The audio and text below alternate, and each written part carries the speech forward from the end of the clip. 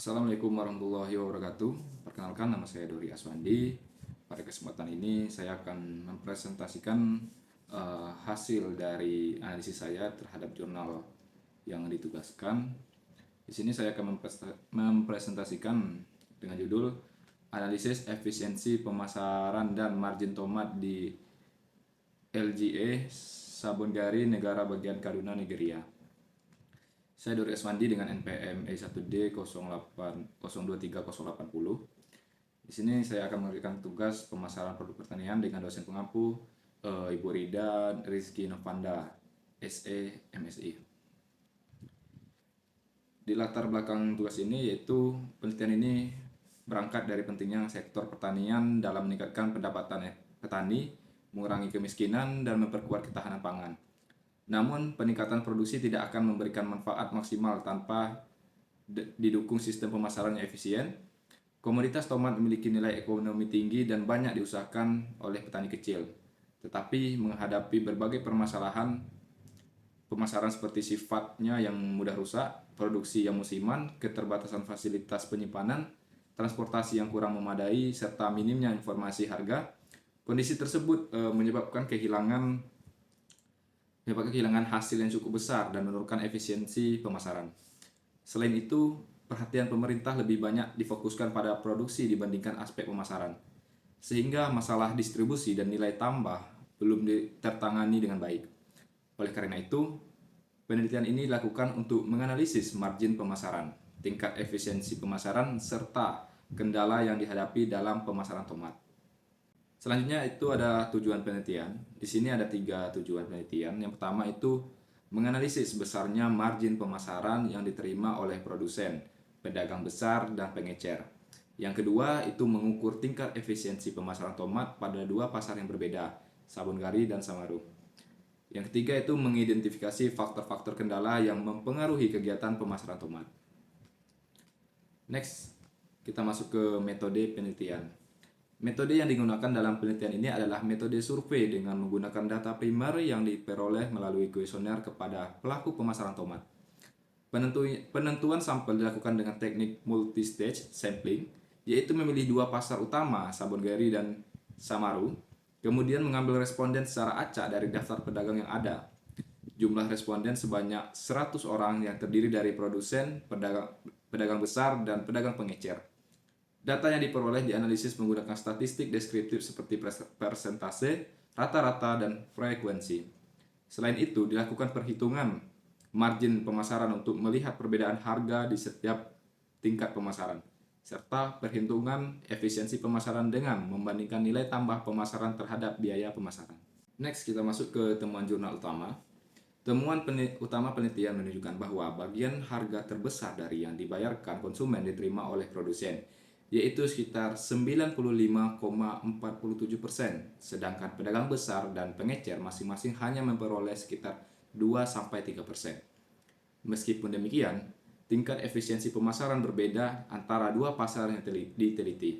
Pasar Sabon Gari memiliki tingkat efisiensinya tinggi, sekitar 114%,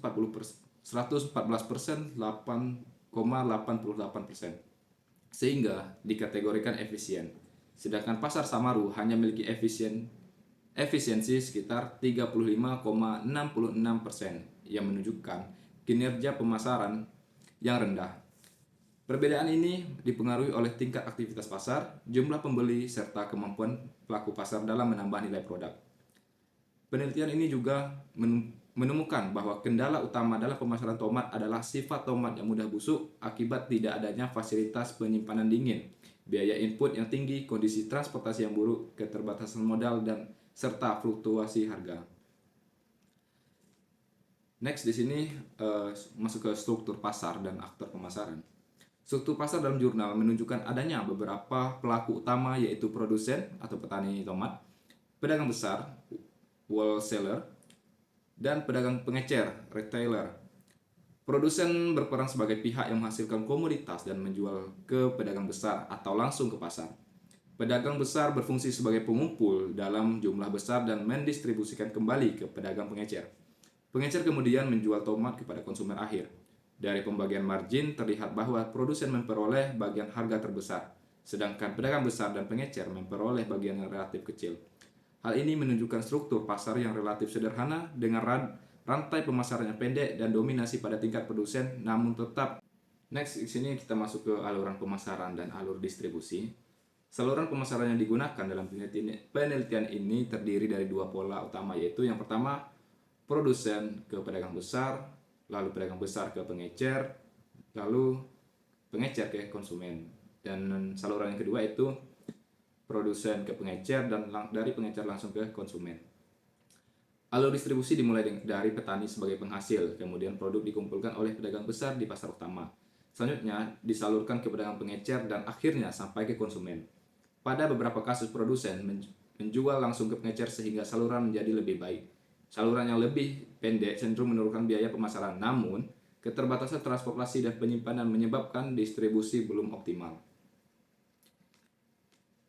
Masuk ke fungsi pemasaran yang dominan.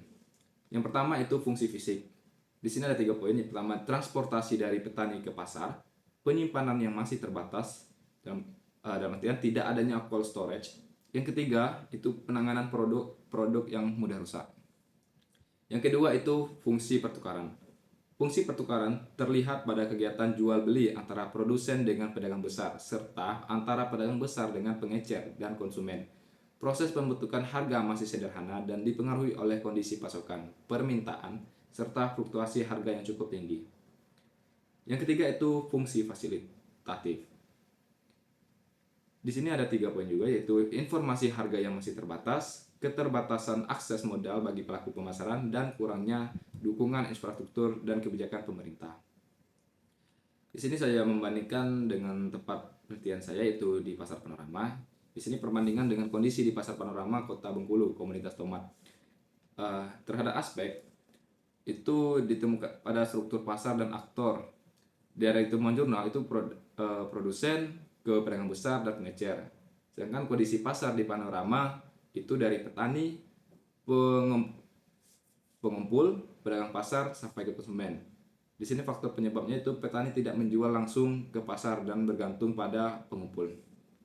Yang kedua itu saluran pemasaran. Nah, dari Nigeria tersebut itu terdapat saluran pendek dan panjang. Sedangkan di Pasar Panorama itu umumnya di saluran panjang melalui pengumpul.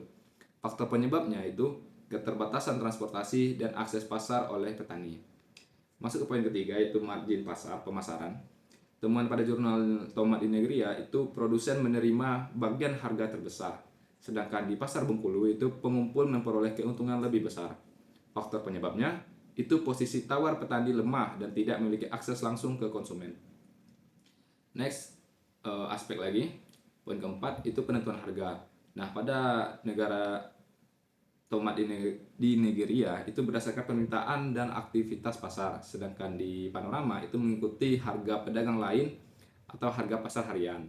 Nah, faktor penyebabnya itu informasi harga terbatas dan tidak ada standar harga. Masuk ke poin kelima itu fungsi pemasaran. Nah, sedangkan di Nigeria tersendiri itu fungsi fisik, transportasi, dan penyimpanan menjadi kendala utama. Sedangkan di Panorama tidak ada cold storage sehingga banyak tomat yang busuk. Faktor penyebab itu fasilitas penyimpan dan logistik terbatas. Lanjut ke poin ke-6. Itu adalah efisiensi dan kendala. Nah, di pasar negara Nigeria sendiri terdapat pasar yang tidak efisiensi dan tidak efisien. Kendala utamanya adalah perishability dan transportasi.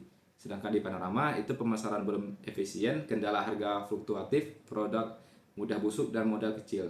Nah, aspek penyebabnya itu rantai pemasaran panjang dan skala usaha kecil. Di sini kita bisa melihat rekomendasi strategis yang saya pertimbangkan. Itu ada 2. Yang pertama, rekomendasi kebijakan. Nah, di sini harapannya pemerintah perlu menyediakan fasilitas penyimpanan cold storage skala besar dan memperbaiki akses transportasi dari sentra produksi ke pasar. Hal ini bertujuan untuk mengurangi kerusakan tomat, menekan susut hasil, serta memperpendek rantai pemasaran sehingga efisiensi meningkat dan harga di tingkat petani menjadi lebih baik. Yang kedua itu rekomendasi manajerial. Pedagang dan petani perlu membentuk kemitraan langsung atau kelompok pemasaran agar petani bisa menjual langsung ke pedagang pasar tanpa melalui banyak pengumpul.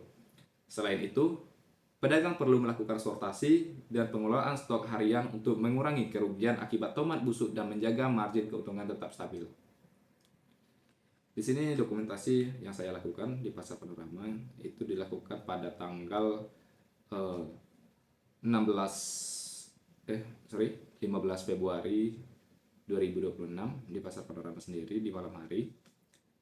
Baik, mungkin itu saja presentasi dari saya. Jika ada kurang saya mohon maaf. Pada Allah saya mohon ampun. Saya tutup. Wassalamualaikum warahmatullahi wabarakatuh.